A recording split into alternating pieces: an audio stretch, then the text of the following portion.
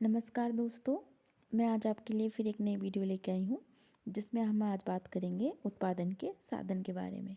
तो किसी भी वस्तु का उत्पादन करने के लिए हमें कुछ उत्पादन के कारकों की आवश्यकता होती है जिनके बिना उत्पादन संभव नहीं हो पाता है।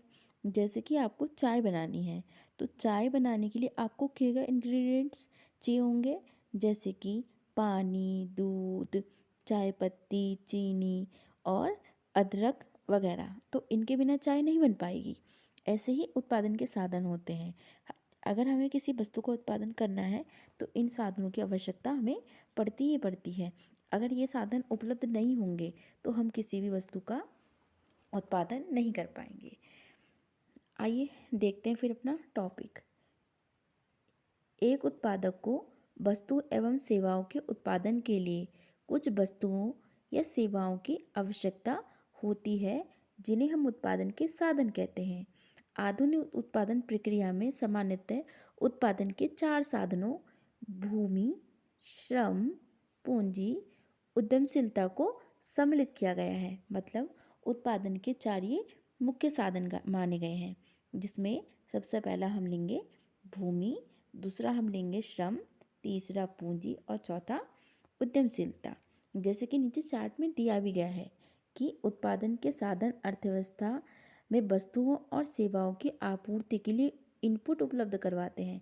मतलब किसी भी अर्थव्यवस्था को ये 4 साधन जो हैं वो साधन उपलब्ध करवाते हैं। भूमि, जिसे हम क्या मानते हैं, एक प्राकृतिक संसाधन मानते हैं।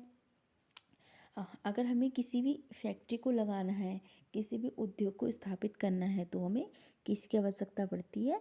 बड़ी मात्रा में भूमि की आवश्यकता पड़ती है। और दूसरा है श्रम। अब श्रम क्या है? ये मानवीय इनपुट है। इसको मानवीय इनपुट क्यों कहते हैं? क्योंकि कोई भी काम जो है, कोई भी उद्योग जो है, वो मानवीय श्रम की बिना प्रारंभ नहीं किया जा सकता। कोई भी चाहे फैक्ट्री लगानी है, चाहे छोटा मोटा काम करना है, उसमें मानव श्रम की ज़रूरत पड़ती ही पड़ती है। अगर आप किसी मशीन को भी काम करने के लिए लगाएंगे तो उस मशीन का जो संचालन है वो भी किसी व्यक्ति के द्वारा ही किया जाएगा। तीसरा है पूंजी। इसको हम क्या कहते हैं? पूंजी में आपकी तकनीक भी आ सकती है और जो मशीनें वगैरह प्रयुक्त की जाती हैं उत्पादन के लिए, उसको सम्मिलित किया जाता है।